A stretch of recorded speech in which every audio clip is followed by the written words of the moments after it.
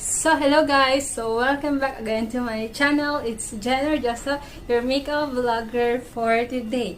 So, ngayon guys, gagawa ulit ako ng my second collaboration sa group na ito, which is the Glamorous Makeup Artist Philippines. Ayan guys. So, ililink ko below kung ano yung page nila at para makita nyo kung ano yung mga mga arts na ginagawa namin for this collaboration guys. So, ngayon, since the second theme was the Greek mythology or Greek myths. Ayan. So, I choose Athena as my makeup today, guys. So, ayan. So, I wish you guys watch until the end this video. So, I will start, guys. So, let's start!